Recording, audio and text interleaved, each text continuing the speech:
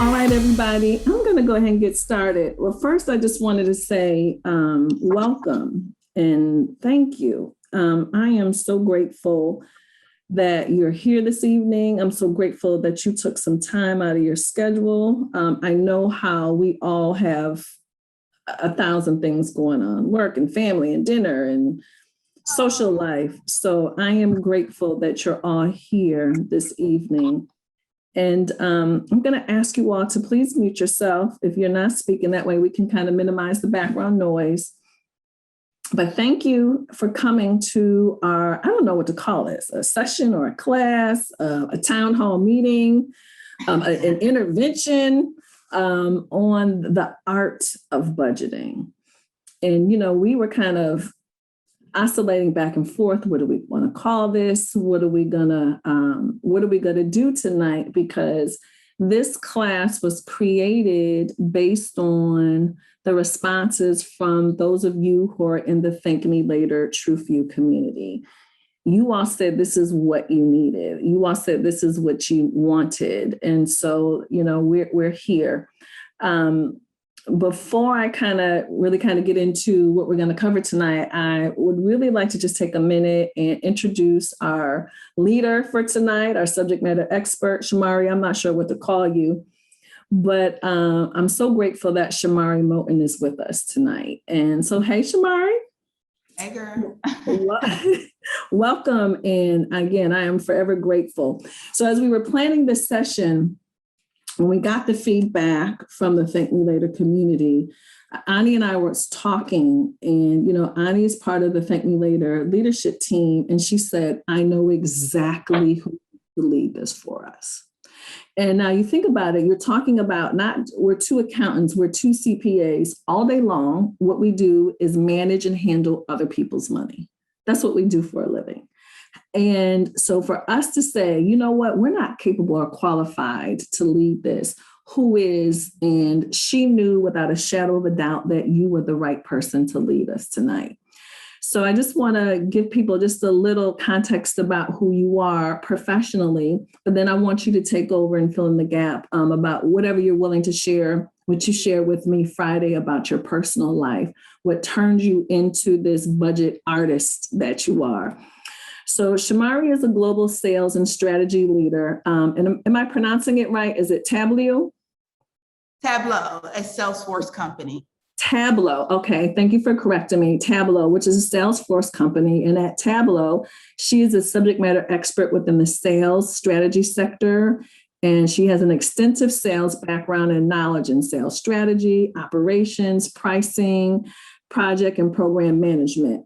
And it's easy for us to think that because of what she does professionally, that's the reason why Shamari is so dope and amazing at budgeting. And I'm sure that maybe has a piece of it. And for those of us where this is not our area of strength, we would want to be like, that's the reason why she's good and the reason why that I'm not good. So Shamari, again, I'm grateful that you're here.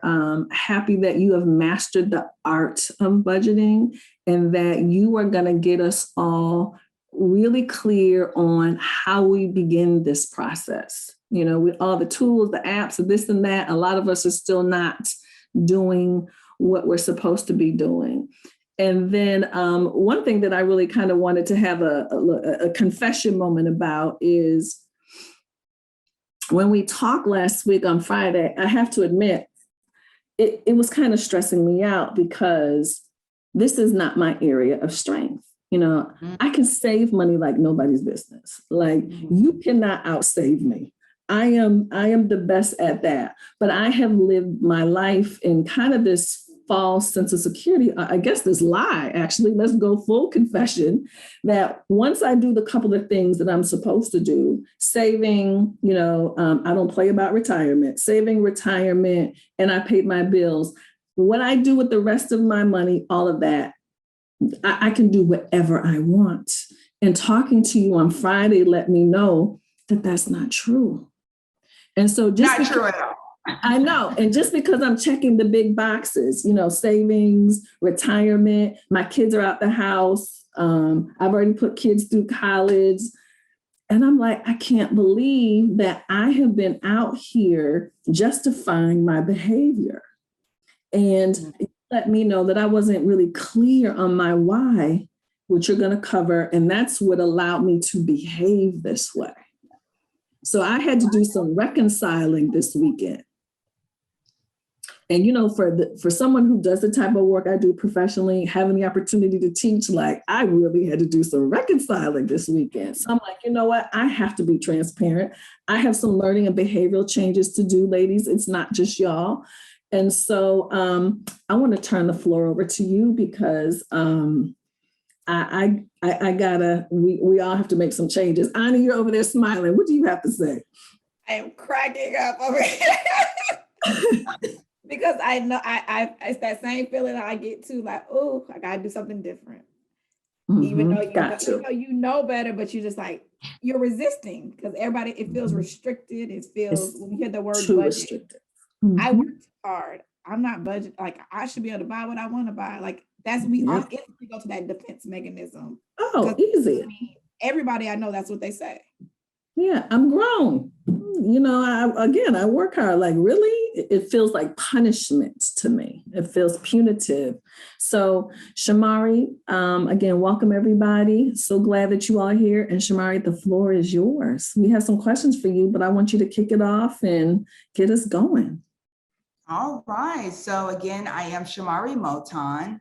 I've spent over 15 years in sales and strategies, sales strategies meant to provide like clear objectives, guidance to sales organizations, which typically include just key information, like as far as growth goals, KPIs, buyers personas, sales processes, pricing, analytics, competitive analysis, just positioning of products itself and different selling methodologies. I am a proud mother of 3. I am a wife of 9 years, and with partnership of 16 years this year. I was originally born in Savannah, Georgia, and I lived in Atlanta for the entire adult life here. So I just want to kind of jump into like budgeting, like Shamari, how did that come about? How did you get there? What was the turning point for you? So I grew in many households. I said many households. I wasn't raised with my mother and a father in the same household, let alone a mother or a father in the household. I've lived in 3 different public housings, fancy term for the projects, in Savannah, Georgia, and never lived in a stable environment. As my sister and I, we were moving around quite heavily. I lived with 2 different grandmothers, 4 different aunts, 2 different elementary schools, 2 different middle schools, and eventually moved in with my mother at the age of 12, not to add 4 different high schools as well. So I am the first in my family to earn a bachelor's degree on my maternal side. Don't get me started with my paternal side, as I just like found out who my biological father was back in January. So I am the first to obtain a MBA in finance, as I am currently actually like in the midst of doing that. And just with the adversity of growing up, I was raised off pork and beans. We got really fancy with it. We would add like onions, peppers to it, a little bit of sausage, okay, to take it to the next level. But that really changed my perspective and helped me understand my why. Let me just start with budgeting. Budgeting is a mindset. I hear you, Janai. I hear you, Ani. I hear you when you say, like, I professionally do this, but I don't have it under control. My mother-in-law is the actual CPA, and just watching her process, like, I completely get it. But budgeting for our household really allows us to create actionable savings plans, and having control over our money. When it comes in, we tell it what to do. It don't tell us what to do. Budgeting really ensures that we always have enough money for the things that we need, not want, need, and also the things that we most importantly love to do, like have a stable family for our children. Again, I am a mother of 3, 12, 9, like 5, she'll be 5 on Thursday. Birthdays. I did not have my first birthday until I was at the age of 21. You know why I didn't have my birthday at the age of 21? It was more so around my birthday was too close to the rent and to the bills itself. I landed on the 6th. Remember back in the day at the projects, they had to be in by the 5th. Vacations, real estate, college tuition. No, today I'm currently pursuing my MBA. I knew I didn't want to go in debt for my MBA. So I made sure I found a company that would pay for that. And it gave me self-fulfillment as well. And it just provided an abundance of options. So when you speak of budgeting, budgeting really ensures that 1, you don't live off credit. 2, you don't spend what you don't have. 3, you prepare for those moments. My husband came to me and he said, I don't like the notion of saying that we have an emergency funds. How about we name it financial freedom? Any event that we have an emergency just sounds like, hey, we are wits out. This is our last resort. Like, this is not it for us. Also, preparing for those reoccurring annual expenses, such as life insurance or car registration that comes up every month before your birthday. It didn't just happen. Your birthday. It didn't just happen.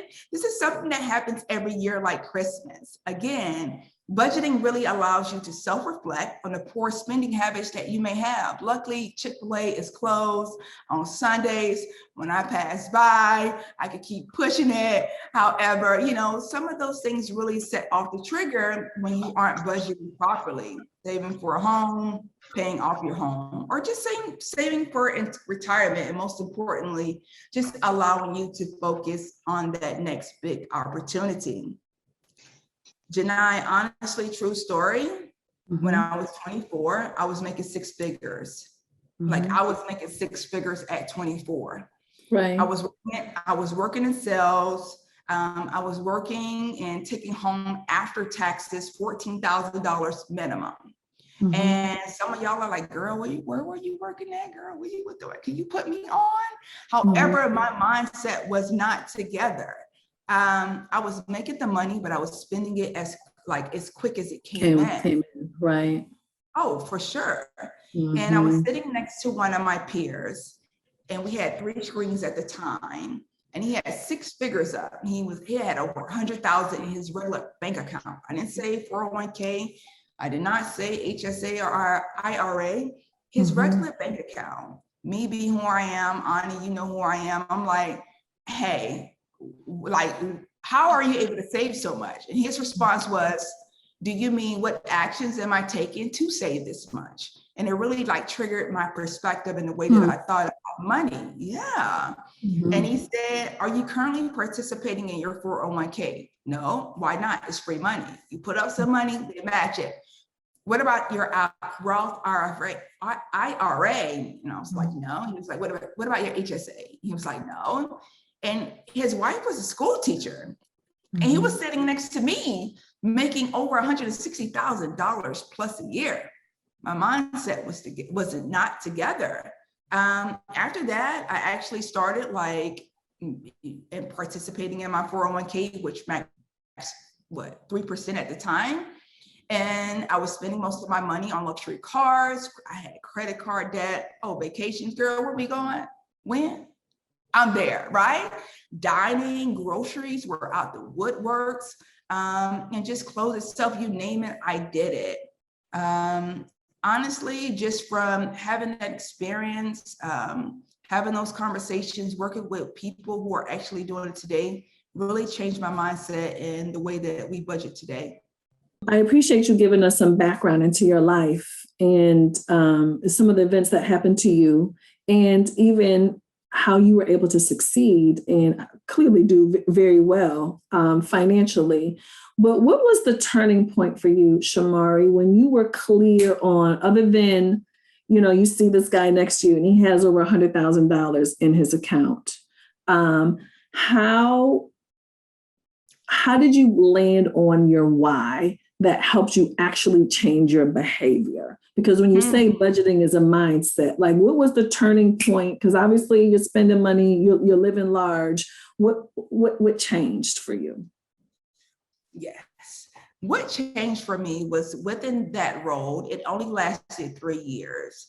And I had nothing to show for it. The account that actually contributed to our success sent in a letter. They went with another company and they said that we would leave, we're departing in 6 months, okay? That left me at $35,000 per year with 2 babies, and my husband had recently lost his job. Yes, $35,000 today, and I currently live off $38,000 with a family of 7.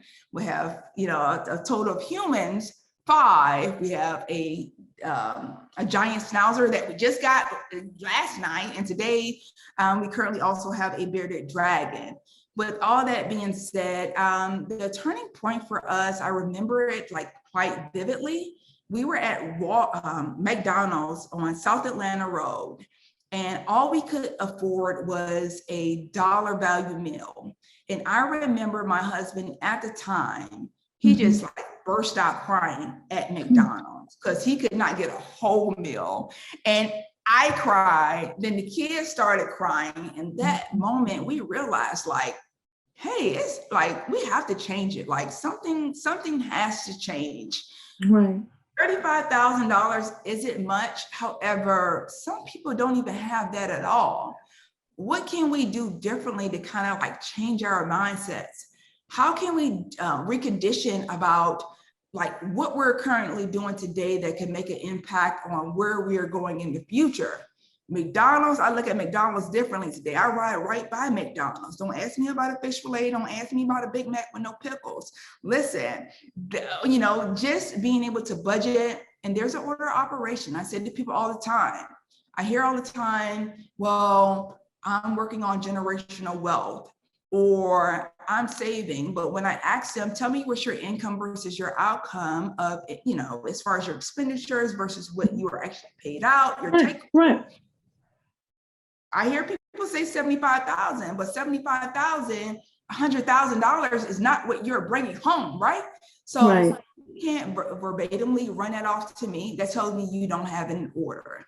It's okay. Listen, I get the struggle. I get it. You work so hard.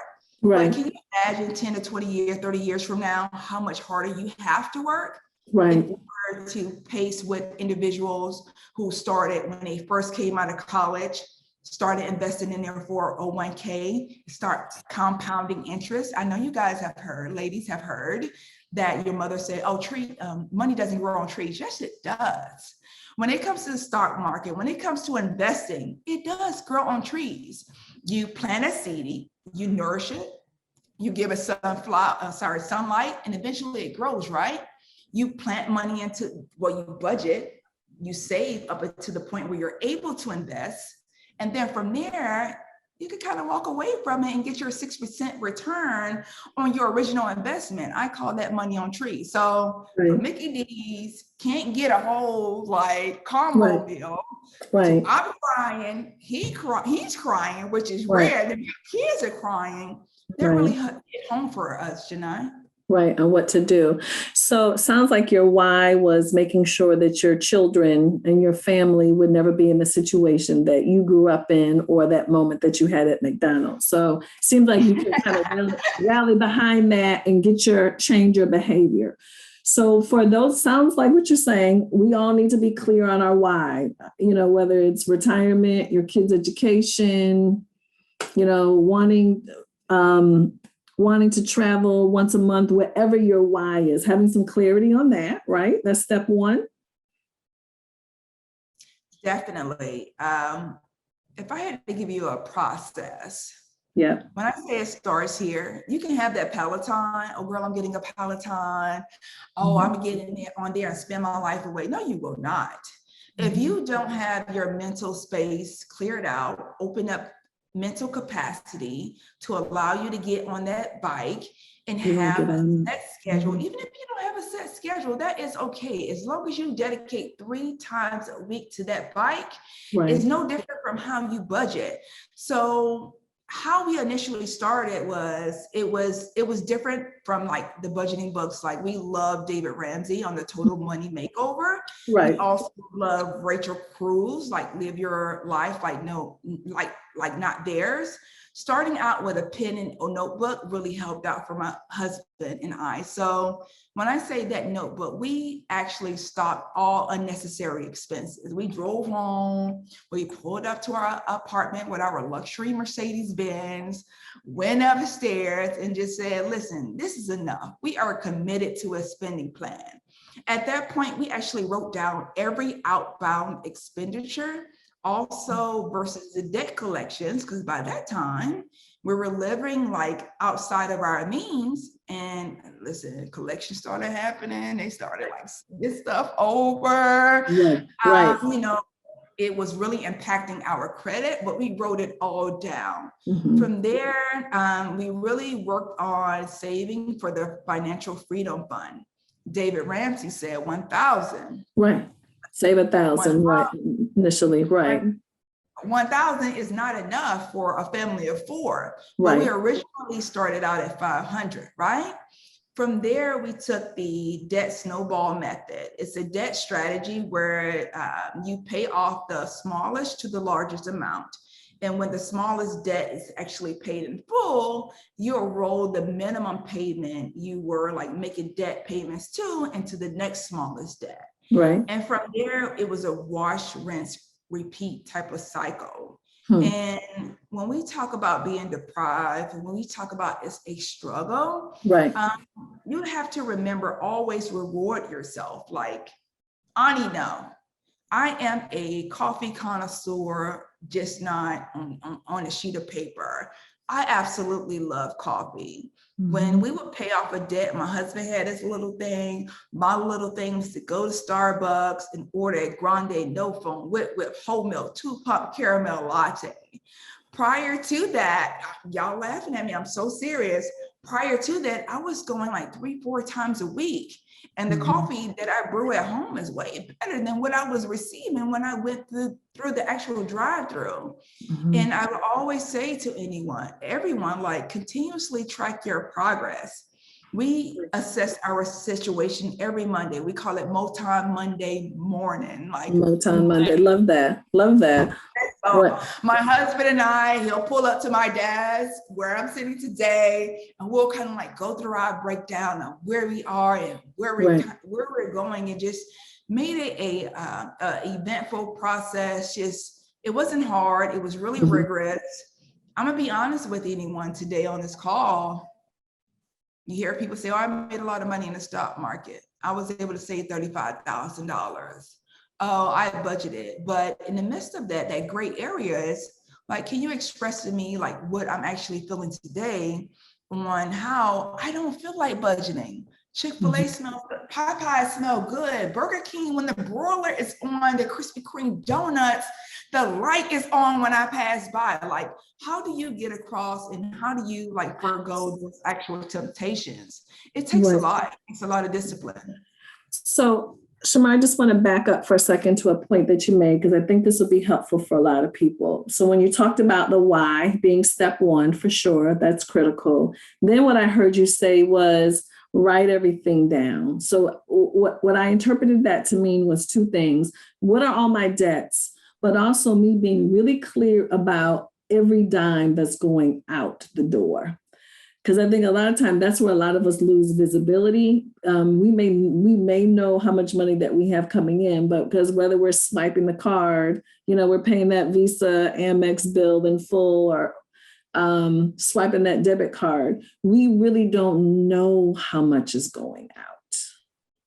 We don't know how much is going out. So, ladies, that's what Shamari, am I right? Did I hear that advice the right way? Absolutely. You write everything down. If you're in corporate America, I'm pretty sure you're privy on how to do a spreadsheet. We started out with the absolute notebook. You have to track your expenses. It's so funny that we are able to be dedicated and be the best for companies that have no loyalty to us, but we could not be loyal to our personal financial situation. Why is that? Right. Why can you tell me how much you saved last year for your company versus what you saved in last year in 2020? Like, we have to like kind of hone in on that and do a little bit better about us. Right. And so, Shamari, what I also hear you saying is whatever tool you use, you use spreadsheets, that works for you, your personality. Some people may be writing it down. Some of y'all might use Mint. Some of y'all, your banks do the calculations for you all, but you have to know exactly what's going out. But what I'm feeling for the first time, though, is once I'm clear on my why, and my why is important enough, that won't feel like punishment, though. Like now it's all connected. In order for me to accomplish retiring by this age, 42, 45, 50, whatever that is, I'm going to have to know exactly what's going out in order for me to get there. Period. There's no way around that step. There's absolutely no way around that. Ladies, I'm gonna come in from my perspective, which is I know Shamari and Janai, so right. But in the same position of the why is big. And typically just like you do your vision board, right? Every year we make this beautiful masterpiece of pictures. But sometimes just not sitting down and asking yourself why you're doing it. And the power in it is a game changer. And I will have to say that I can appreciate that and just noticing in recent, and I have a husband who's like, that's restrictive. Like that was the first word that came out of his mouth, restrictive. I mean, like, this is a C-suite individual who, quote unquote, we done made it. If that's what, if you want to say that, it don't feel that way. You know what I mean? Because you're still, and so I said, I keep hearing you say you want to stack money. So, okay. So what I had to take an approach was what I appreciated was, I said, so what, quantify that for me. What is stack money? What's the number? Yep. What's the number? And what would it take for you to hear budgeting from a different perspective? And so he gave me a number. I said, game on. Gave me the number. I have posted the number. I said, okay, what are we doing when we hit this number? I said, I want to dress fancy, so you need to tell me where we're going. He's like, we got to go do a weekend trip. Gotcha. But it took, so now it's like, I'm pushing it to this is what you said. You said stack X number by December 2021. That's what you told me. That's our goal. Let's go. And so I just appreciate the why, and why are we doing it? And same thing. People want to talk about generational wealth, but we don't break it down to pieces. Or a number. Or a number. Or a number, right. Exactly, or a number. So I just say, just trying to switch that mindset was very helpful for me. And then even down to the writing everything down. So I hate writing because my handwriting is horrible, but I did take that advice only because recently I need to look at the credit card statement because my husband has a whole system, right, on points, and I don't get it, but I let him rock with it. I wrote every single thing down. And I tell you, it filled a whole page of this, and I was in my feelings. What are we doing? I said, who is what do they do for us? Do we need this? And that was on paper, right? I mean, I normally would do an Excel spreadsheet. I'm an Excel girl. That's what I do. But it is something about the paper thing. So I just want to say for anybody who's sitting there in their, in their seat or in their moment, kind of thinking like, I hear y'all. This ain't, it is something. The mind is a powerful thing. When you tell it to do something, it believes. So if you tell it you can't do it, it's going to believe that as well. Right. You say, I cannot do X. Right. So just, being open to receiving what is being said is powerful in a different way. Right. So again, just to recap what Ani and you, Shamari, you're both saying, and ladies, this is really important. And I'm sorry to keep going backwards, but I have to know that I know that you're getting this. You determine your why. Again, you want to have enough money for your kids to go to college. You don't want to have student loans. You're determined to retire by the time you're age 50. You want to make sure you have enough money to help your mother because she's going to need some support from you. Whatever that is, you're going to have to assign a number to that thing. That's completely different than just saying, I'm going to retire at 50. Like, how much do you need to do that? because that's going to now drive the behavior of what you should or should not be doing. You can call it can or cannot in order to get there. That's the cool thing about numbers. And maybe that's why I'm an accountant. They don't lie.